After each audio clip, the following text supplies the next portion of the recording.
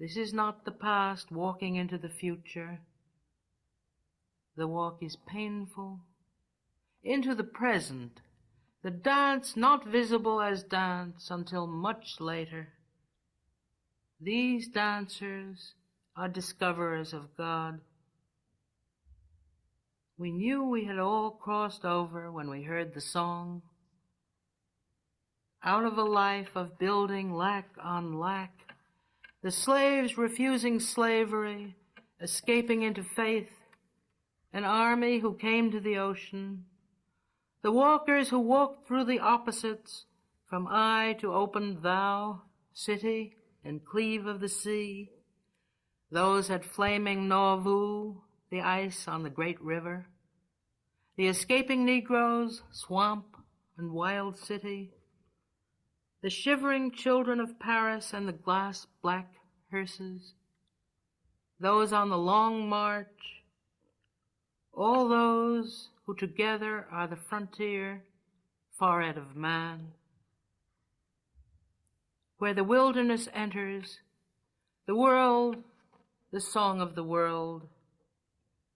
Akiba rescued secretly in death windings by his disciples carried from Jerusalem to whatever he was loving with his life.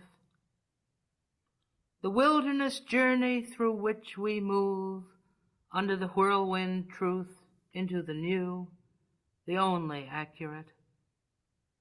A cluster of lights at night, faces before the pillar of fire, a child watching while the sea breaks open. This night, the way in. Barbarian music, a new song, acknowledging opened water, possibility, open like a woman to this meaning. In a time of building statues of the stars, valuing certain partial, ferocious skills, while past us the chill and immense wilderness spreads its one-color wings until we know rock, water, flame, cloud, or the floor of the sea. The world is a sign, a way of speaking, to find. What shall we find? Energies, rhythms, a journey, ways to discover, the song of the way in.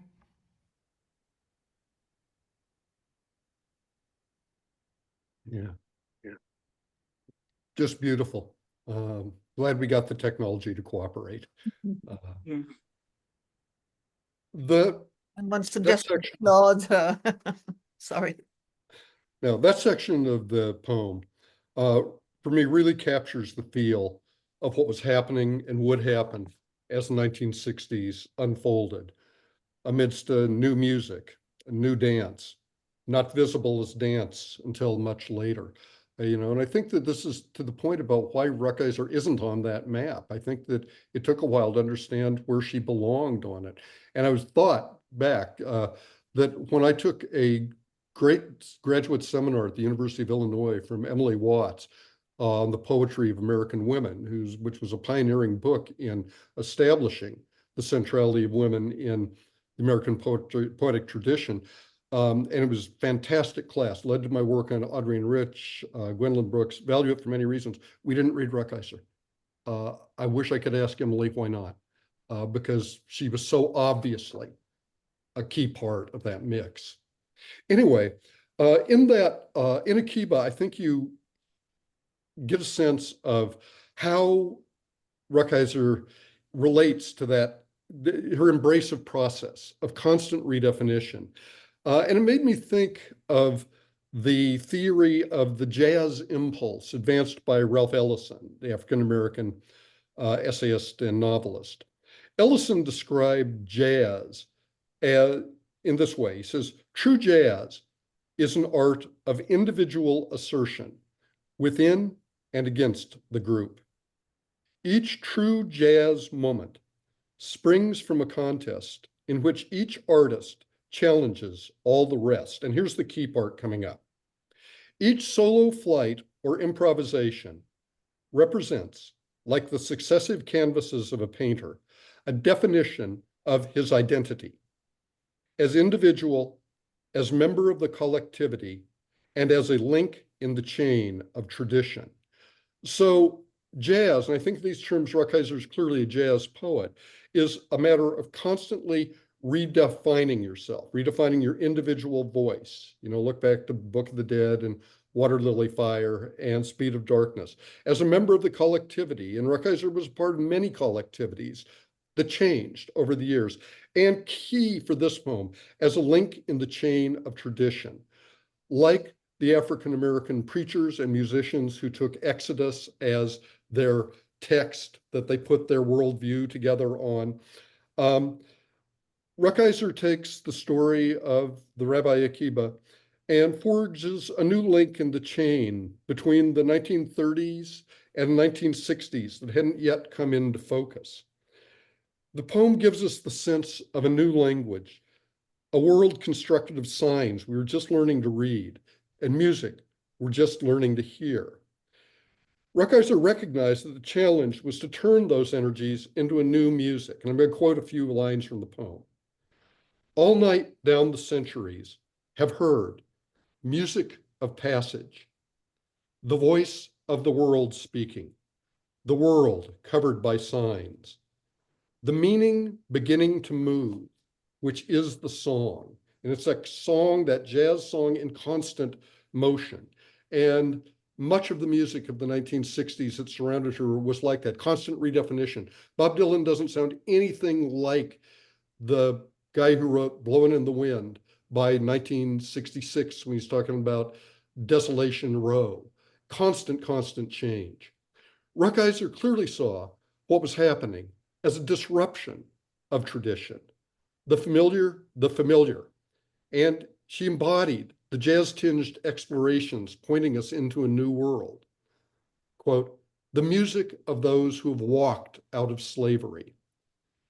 The images in the poem, that section of the poem particularly, evoke the African-American freedom struggle that Martin Luther King's lieutenant, Andrew Young, called, quote, a singing movement. She writes about barbarian music, a new song. And if you read the commentary on rock and soul and John Coltrane's jazz and Nina Simone during the 1960s, it is all about how savage this was, how uncivilized it was. Rukeyser hears it as the point where, quote, the wilderness enters the world, the song of the world. And she goes back to that image of the wilderness journey through which we move, under the whirlwind truth, into the new. What shall we find? Energies, rhythms, journey, ways to discover the song of the way in. And I think that serves as a good title, not just for this presentation, but for thinking about the 60s as a whole, that creation of a new song, a new way in. And I think now we're going to shift to Outer Banks, the poem that for us is kind of the touchstone of the book. Trudy? Yeah, and it's a little too, we can't listen to it in full, so we were going to focus on the end, on sections 11 and 12 that seem to kind of really relate to Akiba as well. And I don't know, if we could, we'll have Elizabeth try to set us up. And maybe just one thing for section 12, the wreck of the tiger, just a couple things to maybe clarify there, a little background.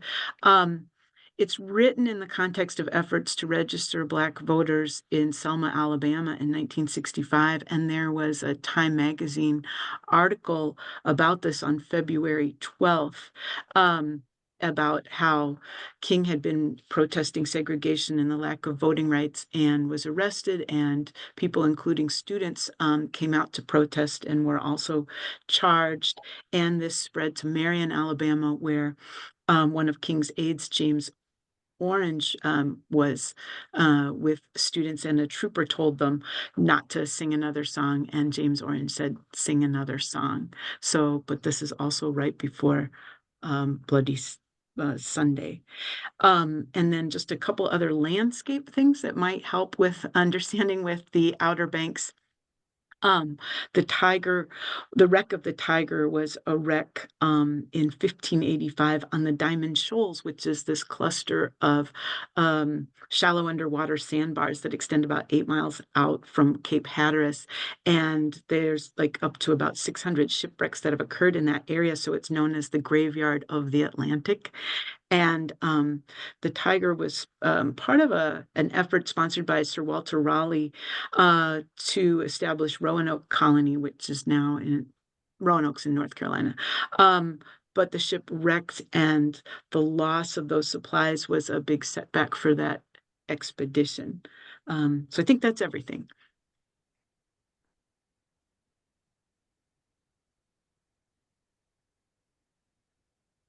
Oh, sorry. So we're gonna try to Yeah. go to, This is the group that I wanted so much to read to you. It's just written. This is the first time. It's the real Outer Banks, down past here in North Carolina. so I don't think It's I'm that getting to the, amazing landscape was spoken in Selma Well, to this last month. These are branching from all things.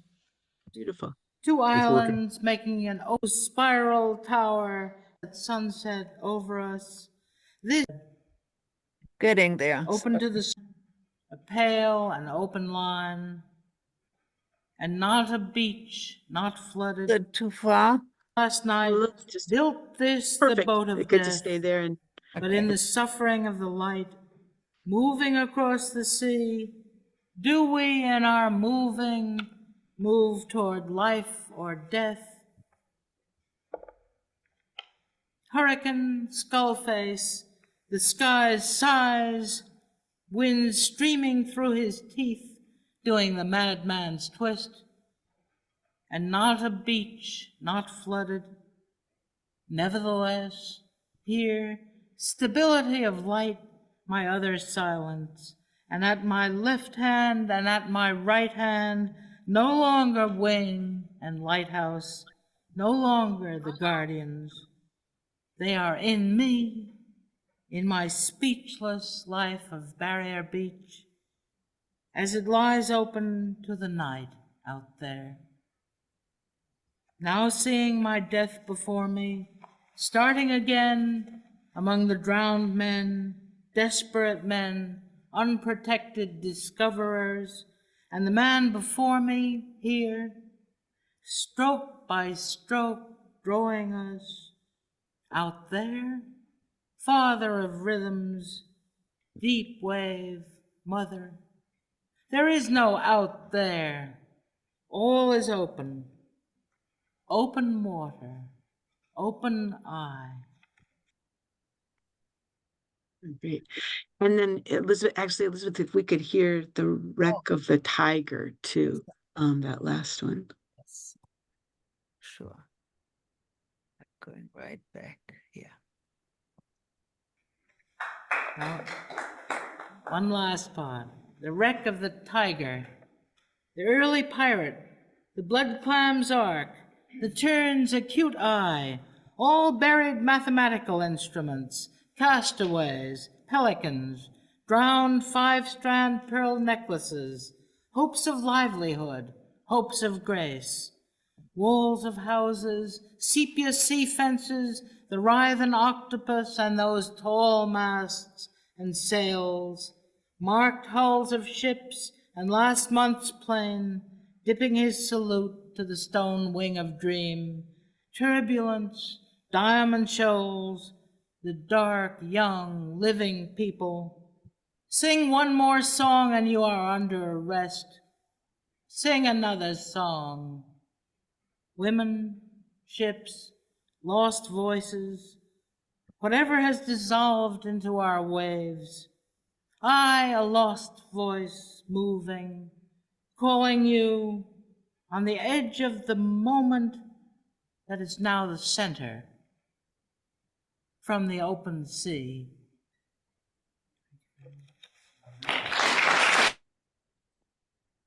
Yeah. Yeah. Beautiful. So I have to stop it, I guess. Well, I'll talk a little bit about section 11, beginning with the hurricane skull face. Um, It was And our then- applause. And then Trudy, you'll talk about section 12. I think this poem locates Rukeyser near the very center of what was happening in the poetry of the mid-60s. The radically open vision that connected her with Olson and the poets who would take the field of energy in increasingly political directions, recovering and redirecting the vision of the radical 1930s. These words from part 4 strike me as a beautiful crystallization of, to use her words, the hurricane dance of the 1960s. Deep in our own lives, we begin to know the movement to come. In section 11, deeply aware of mortality, strokes in her near background, Muriel waves farewell to the modernist masters. Now, seeing my death before me, starting again among the drowned men. The poem echoes Eliot, Shakespeare, and I think particularly Walt Whitman's Out of the Cradle, Endlessly Rocking, and as Muriel embarks on a new journey. They are in me, in my speechless life of Barrier Beach, as it lies open to the night, out there.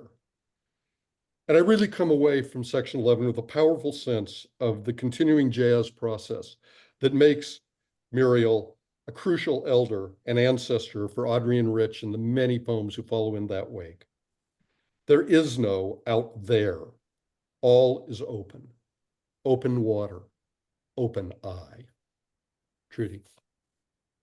And then that 11 and 12, I think, share that sense of being open in a new center, that there's a sense of the wreck of the tiger, the wreck of these old ways of navigating, old ways of creating art. I think of the pearl necklace and Eliot.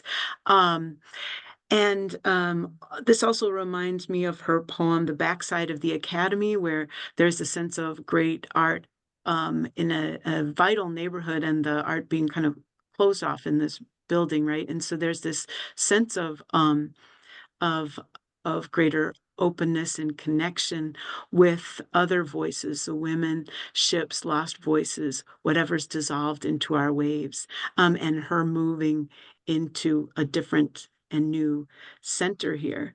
And this really reminded me, especially the water imagery of Christina Sharp and her work on Dion Brand. And I guess I was sort of thinking about Alexis Pauline Gums's sense of interconnectedness. And this also goes back to Elizabeth, I think your work on water lily fire, that there's this sense of merging between human and the natural world, and a new way of thinking about that interconnection that's more vulnerable and more uncharted right now.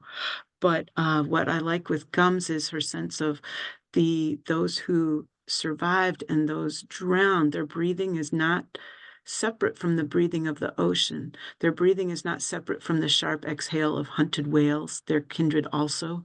Their breathing did not make them individual survivors. It made a context, the context of undrowning. And so paying attention to these voices, charting this new link, we have new voices here in a totally new context. And Gums's work made us think a little bit about ways in which there are others responding to Rukeyser's call. So we have Rich, of course, who wrote in 1979 after reading Rukeyser's collected poems then, about how influential she was finding them to be. And we have more writers coming.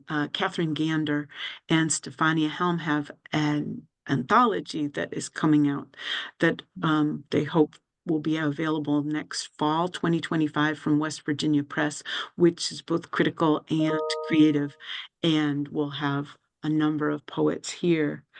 So I think we wanted to just close here then and open it up for discussion of poems, ideas, whatever you would like.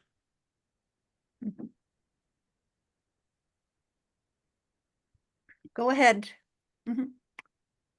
Do you think that last poem, the open field, the Outer Banks, or the Tiger wreck poem, was very influential to Rich's diving into the wreck poem from 72? Yeah, and I think that somebody who was involved with the archives at City College too has a nice article on that, the Lost and Found series, I think it's called. That so it's been a little bit since I read it, but they really also contextualized Rich's work with the Seek work. So yes, I think that definitely we'd see that. Yeah, I'm surprised that that wasn't clear at the time. Rich at that time never really talked about Rukeyser that early, did she, Trudy?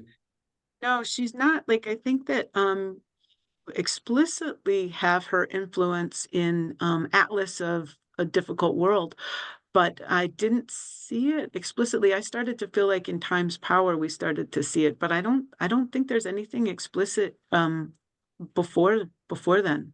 Yeah, So it's a but it long just while. seems so clear cut when you read them next to each other.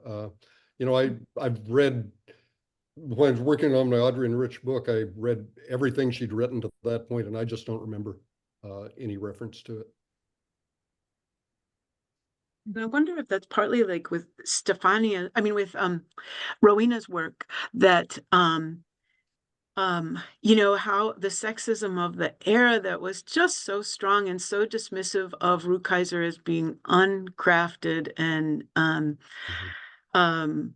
excessive and sloppy in a way as a poet. And I think it just really, there's just not an accurate perception of the quality and intelligence of her work. It's just the depth of it. Absolutely. There are some comments in the chat from Jan and about Rich, I imagine. And yep, and maybe you were found guilty by association, so you didn't associate with a poet that whose song was not yet understood, huh? I Yeah. wonder about that sometimes. Other women thought Rukeyser a troublesome figure because she also didn't quite fit into the feminist consciousness which was really more separatist, huh? And she was never a separatist.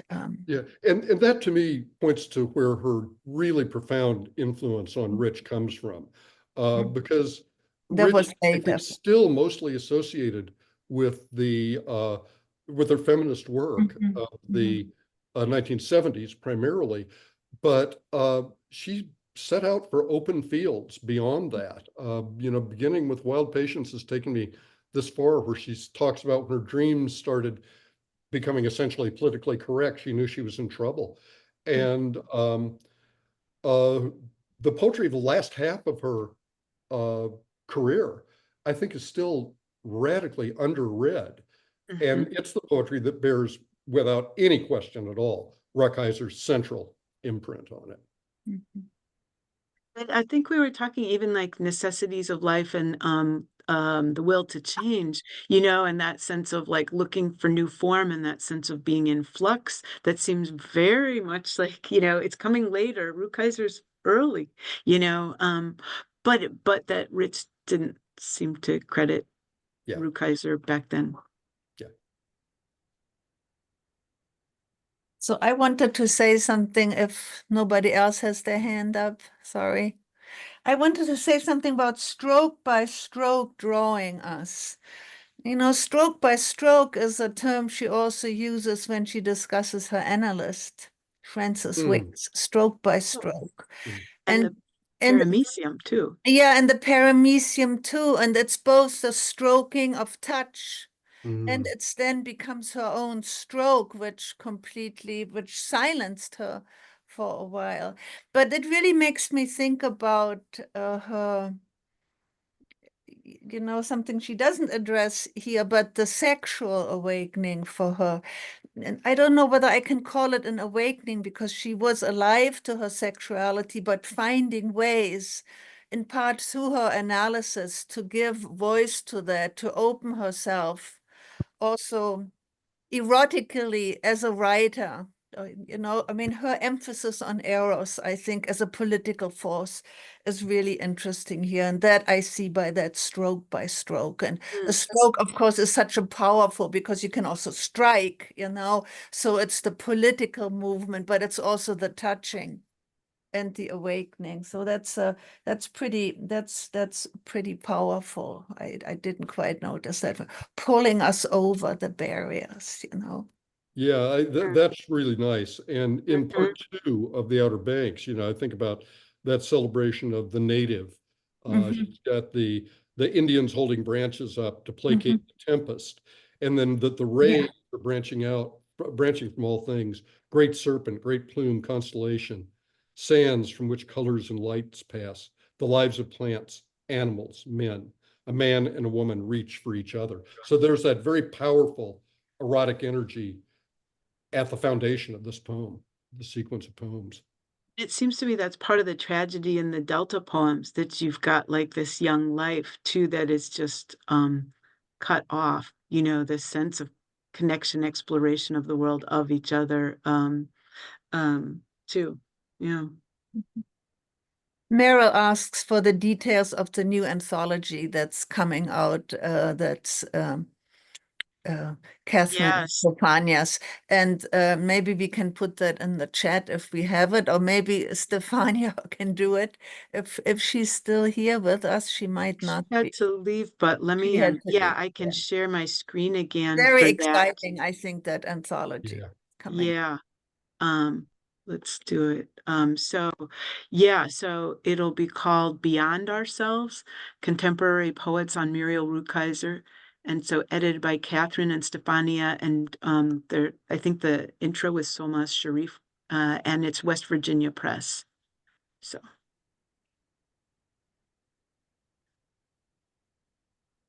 So any other comments? Even just focusing on a passage is always really a wonderful way to respond to the poems. If there's an Yeah. image that arrests you, um,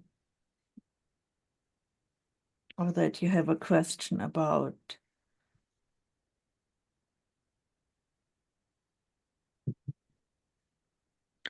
These are profoundly spiritual poems. Yeah. And I guess I can, yes, Meryl, you have to unmute yourself. Or I can, yes. Yes. I don't want to derail this, but I wonder if anyone had any thoughts about the little poem that's called In Our Time. yeah. Because What, Yeah. you want to I- read it for us, I Meryl? I can read it. It's only Yes. little. Yes. But Hola. as I reread the book to get ready for this, that was something I wasn't sure how to process. Here is how it goes. It's 4 lines. In our period, they say there is free speech. They say there is no penalty for poets. There is no penalty for writing poems. They say this. This is the penalty. Yeah. Nice little piece. Trudy, you have anything on that? The thing that I was thinking about was that with the last part of Outer Banks, sing one more song and you're under arrest, sing another song. There you have like penalties, for the next song, for the art, for that it's on, but it's not academic art. It's not of the old tradition. So I was thinking about that with that little poem. But you might have taken it in a different direction. Yeah, and I also thought a little bit there as you were reading it that the illusion that we have freedom of speech, that we can say whatever we want, that there's no penalty is a legal thing. But I think that that also then becomes the quicksand that swallows up poetic statements and makes it into a individual thing that you can write what you want. They say this, but this is the penalty, but it's not then connected with the struggles that are rising up out there. Dennis, you had your hand up. You have to unmute yourself. Huh. Well, and Jan's How's that? comment of, Can you hear me? Okay, Okay. there he We is. can hear you, yeah. Yes. So, just an observation from my own experience and work. I've been out in the street over the last couple of weeks listening to a lot of extraordinary young Palestinian and Jewish women working together for peace. And I have been just sort of haunted and couldn't help remembering that line, what would happen if one woman Yeah. told the truth about her life? The world would split open. And listening to these young Jewish and Palestinian women working together for peace really, really brings Muriel front and center, her life, her work, truth to power. And these young women are facing real challenges in terms of free speech. And I can't help thinking that Muriel would be locking arms with them. Thank you. Yeah, And thank you for this absolutely. beautiful presentation. No, I think that's absolutely to the point. And it's impossible to read this book right now without thinking about what's going on in the world around us. And yeah, thank you. Thank you.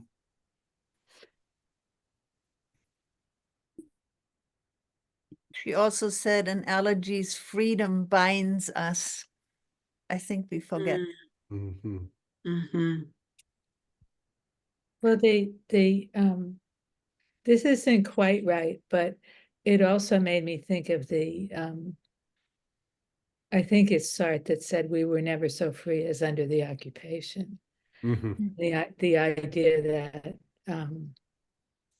the absence of constraint is a constraint, or that the absence, that's not quite right either, but that Yeah.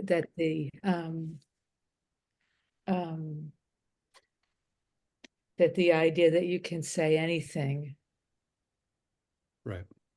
Is the makes certain harder. I mean, and whether that connects at all with the new naked, etc., I don't know.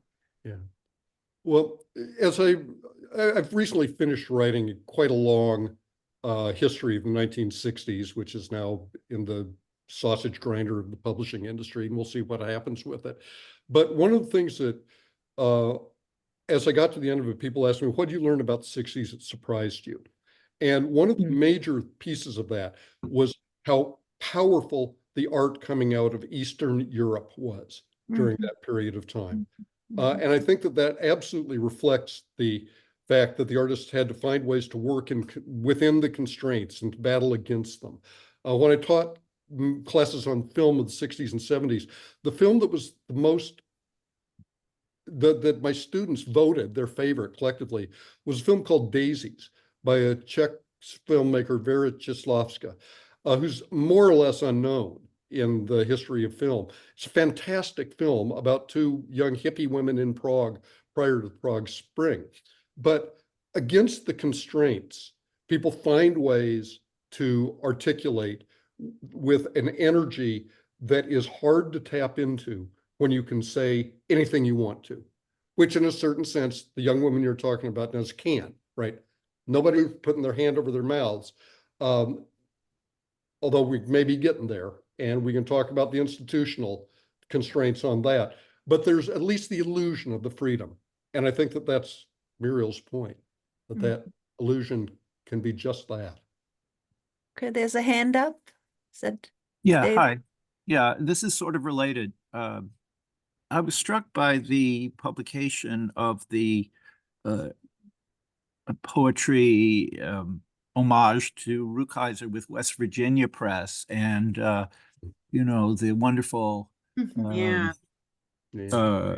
Book of the Dead, also from West Virginia. Well, at the same time, West Virginia has closed their language department. What that made me think about was something Professor Werner had mentioned, which had to do with the Hall and Pack anthology and Robert Frost talking about the relationship of poetry and the academy, right? And that the readership would be in all these thousands of schools and so forth.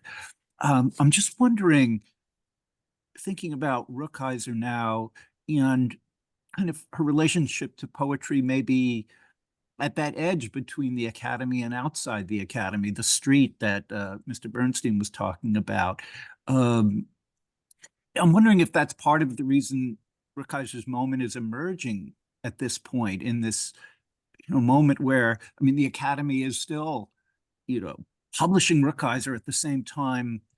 Rukeyser wouldn't be available in the classroom at West Virginia because those classes are being closed.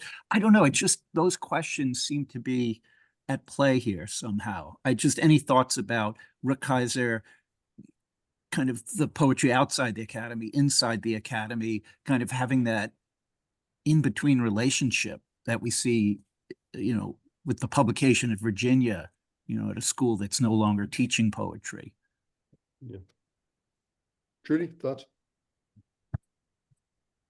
I think I'm still just gathering my thoughts, but Yeah. I was just thinking like what's accessible to like the outside the academy, like and thinking about what's accessible with Rukeyser, and that like there's still so many ways that we're kind of trying to help her be understood. So Book of the Dead and Speed of Darkness, I think are collections that have been a little more accessible outside, but I have to think a little bit more about what you're saying. Yeah, what you're asking. Yeah, and there's a really complex tangle of questions there, I think. One of which has to do with, should poetry be in the academy? Trudy and I have talked a lot because I came to a lot of this poetry when I was a hippie living in communes before I had any notion of an academic career whatsoever. And the City Lights pocket poetry books, Michael Ondaatje, the poets up in Buffalo, they didn't give a goddamn about the academy. And they had plenty of readers. I didn't have any trouble finding people to talk about with poetry before I wandered off this way into the academy. And I know some very good young poets whose careers are in the academy. And it sets up a kind of one of them says that every poet today knows the list of the 500 poets and where they rank on that list, and that they're always scrambling to get up that list. And I don't think that's healthy. But it's absolutely tied to the academy and its role. And at the same time, I did have my career in the academy, in the Department of Black Studies. I think did very good work, and that continues to work in some ways. So I don't want to toss it all out. But when I start thinking about the quality of the poetry and what poets count, I don't think the academy is good for it. I think readers are good for it. Mm-hmm. Eulalia, you got to unmute yourself. Wait. Can you do that? You are muted. Okay. Yes, I did. Thank you. First of all, I just want to thank you for inviting me again to this magnificent, fabulous meeting. So I don't feel so alone here in Spain, in the other side of the world, just caring and being interested for this North American writer, Muriel Rukeyser. So just listening to your comments, it came to me, especially when The Wreck of the Tiger was read, it came to me this idea, let's see what you think about it, this idea of kind of an oracle-like quality element in Muriel's poetry, in the sense that it is yes, bad or difficult somehow, but at the same time, it is a kind of an energy for bringing about new meanings in different periods. So her poetry comes to me, arrives to me, and I'm not North American. I'm from another culture, but it means so much. I think it is. It tells me things, and I feel like this creates new meanings that link to the present moment. And going in this line, I just think, what would she have liked? She would have liked people reading her poems, not just the academy. Of course, the academy is necessary. She must be studied, and she must be, yes, analyzed and enjoyed. But I always pose this question to me: what if I come to class, for example, and I read poems of her to my students? What would they say? How they would receive it? And I always have this idea that what would Muriel like to happen? Just that people, anybody in any period, coming reads her poetry. That's what makes poetry alive, brings new meanings and connects with new realities that, by the way, she speaks to all of us in an, I don't know, deep and universal way, but because she deals with human topics that touches us all. Don't you think so?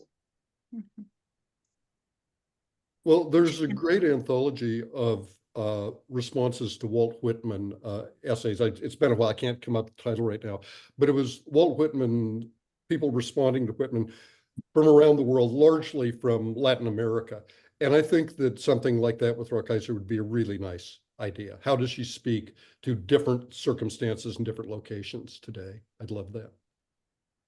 Jen, you're still muted. Yeah, No. I agree with what you just said. I don't find Rukeyser difficult to understand at all. It's interesting for me to hear that, you know, Trudy, you're saying that she's very complicated. I don't find her complicated. I published 3 of her books, The Life of Poetry and Houdini and The Orgy, because I felt that she needed to be, not needed to be, but that she could be completely embraced by a general readership. Life of Poetry is dense, but I always suggest people read it a paragraph a day. Treat it like the I Ching. You just open it up and you find what it offers to you each day, which is, I truly say that to everybody who I give copies to now. In my experience, you know, having, you know, founded Paris Press only to publish The Life of Poetry, that was the only goal. And then it lasted for another 25 years, but all of her work had gone out of print except for the Willard Gibbs biography at the time of Rukeyser's death. And I have always felt that, as I said in the chat, that Rukeyser, there was this sense of allegiance that she did not align herself with one particular group, in my experience of reading her over decades. And it was because she wouldn't align herself with the feminists, with the lesbians, with the Jewish poets, with the environmentalists, with, you know, it kind of goes down the list, with the environmentalists, with the confessional, right, writing about family. She would not have a singular alignment. And that has always been my understanding of why her work all fell out of print. Everybody wanted to own her. and she did not believe in boundaries, as she says repeatedly in the life of the life of poetry. The through note is boundaries are false. Everything is connected to everything else, as is her poetry. It's expansive. I do think that the Academy, for people to stay in print, in my experience, having been a publisher, the Academy needs to teach teach poets, and contemporary poets now need to teach her, and some do and many don't. Many young poets have never heard of Rukeyser. Again, right? We've fallen back into that, and I'm so grateful to Elizabeth for the living archive. I mean, it is a heart. It is you have created the heartbeat of Rukeyser now for all of us, and so I'm very, very grateful to you and to everybody here, right, who care about Rukeyser. And it's because we tell other people and we share our passion for her prose and her poetry that keep poets alive. So anyway, my 2 cents. Amen. So there are 2 hands up, Eulalia and Dennis. Yes, surely. Thank you, Jan, for your words. Perhaps I should have said her poetry is complex Uh-huh. instead of complicated. Mhm. And then while reading about her in many books, and I always came through this idea that her latest poetry, pardon, was somehow, I mean, it's not my opinion, just that I've read it too. What do you think about it? That her latest work was kind of bit more difficult than the rest. But I just read this several times somehow in different books, and I just put it here like it is. And what do you think about it? And then another thing I wanted to say is that her poetry that creates in the reader so many images, kind of strokes of, like a painter, or strokes of images Mhm. that bring about the possibility of more and more interpretations and creativity in the reader too. That I wanted to point to this. Thank you. Mhm. Thank you. Dennis. In terms of Muriel and the sort of the backside of the academy, I taught Muriel Rukeyser at Rikers Island Prison. I taught her work Mhm. at Rikers Island Prison, and I can tell you, my students loved her poetry, stole her poetry. At one point, I always encouraged my students there to steal my books, and they stole Muriel Rukeyser, a dog-eared version of the Gates, and it came back to me beautifully fixed up, retaped, with a little note in it that said, "Hey, Teach, you should take better care of books like this." I can tell you, uh, she was a big hit That's at one of the most dangerous prisons in the country. May I just say that actually the life of poetry, when I was looking for it originally, but long before I ever conceived of publishing, I was looking for it because I had gone to a reading in Chelsea when Poets House first started, and it was a tribute to Rukeyser. I don't know if any of you were there, but it was in the late 80s, and every poet who was there,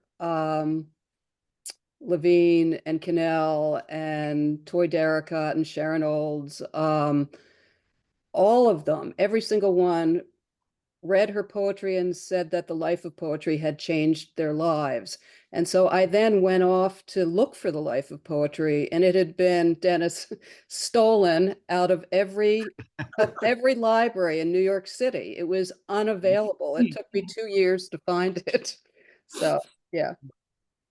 Okay, Meryl, you wanted to say something. Yeah, I don't think it's difficult poetry, but it requires you to stop and pay attention, you Mhm. know, as she says in that book. And that's the problem, you know, Yes. for anyone now, including me. But I always go back to the question of the academy.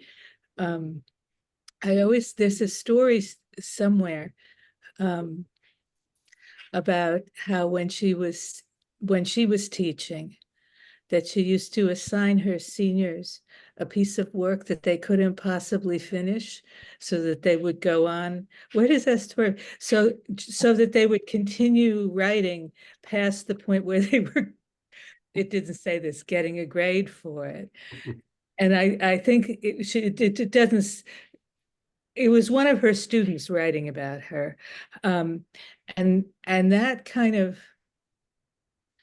you know, getting over the door sill of the academy, that seems to me to be the challenge. And, you know, more and more, teaching, yes, I think that's right, Trudy.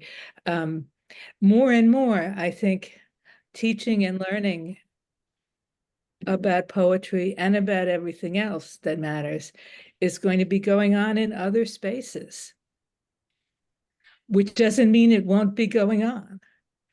You know, the prisons, the community colleges, you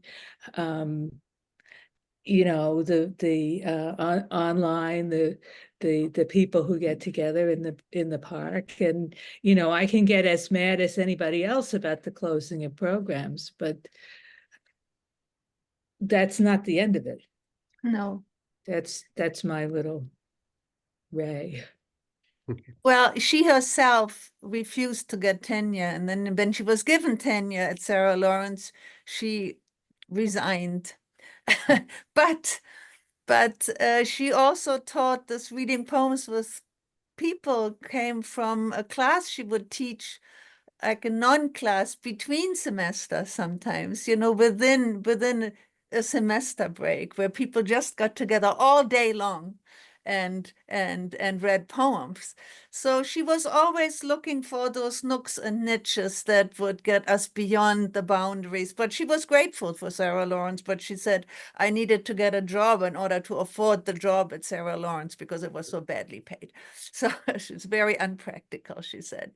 But there is so much more to say, but I feel like we're reaching a good point, and I'm so grateful to both of you. This was amazing. I have to say, the introduction, I want to hear it again, just to take it all in, just the amount of information you've given us and how clearly you have laid it out for us. And we need that.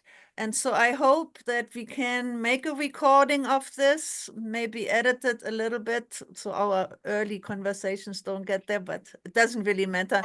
That's our, like, this is our technological glitch that we were Yes, doing but so many maybe, things. I forgot to record at the beginning. well, So but I we think have the slide. I did recorded. record partway through. So Okay, I'm so sorry, but we have the slides.